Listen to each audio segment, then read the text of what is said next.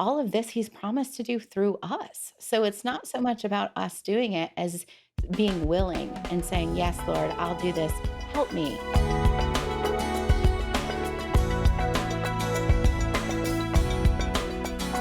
Well, Katie, welcome back to the podcast. We were talking yesterday about work and about how work is worship. And I love that idea. I think that's something that is a little tricky to pass on to our kids. And so I would love for you to talk about that for just a quick minute. Have you been successful?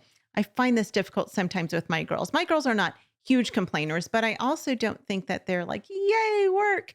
And as we're talking, I'm thinking to myself, like, okay, we need to maybe work on that this year. Maybe that character development. Have you been successful in figuring that out with your kids?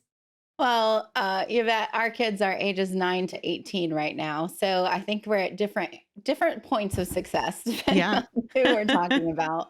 And with all of us, right? It's a daily choice to choose the attitude that we have Yeah. towards the work that God has given us to do. And, one of the things I remind our kids when it gets hard is that God has already promised to do what he's called you to through you. Right? 1 Thessalonians 5:24, faithful is he that calls you, who also will do it.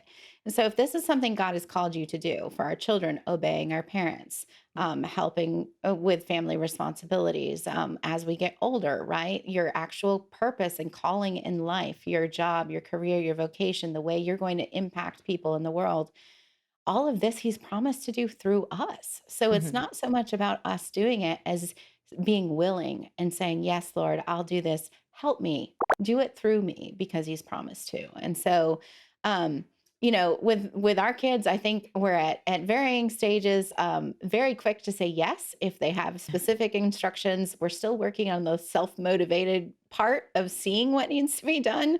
Yeah. But it's been a fun growing experience, especially now that most of them are in their teen years and Yeah. developing their own opinions, and conversations can be so much more enjoyable now.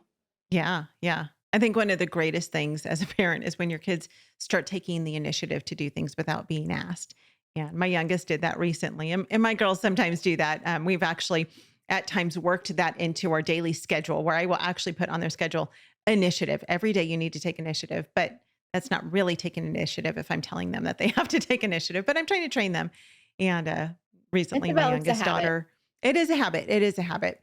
And my youngest daughter recently, she did a bunch of things, and I didn't ask her. Like she cleaned up the living room, and I can't remember what else she did. Some other things, and I was like, You just did those on your own? Like I didn't even ask you to do that." She was like, "Yes, I did." And I was, Well, and one of the wow. ways that we're doing this is actually with our curriculum. Ah, My oldest just graduated, but the next two are going into their junior year together, okay. because they're pretty close in age, and we found it helps for them to be accountability partners. Mhm. And so we actually develop our school year plan, develop our lesson plan or whatever, Yeah. and give it to them, and then it's up to them to when they're going to do the work.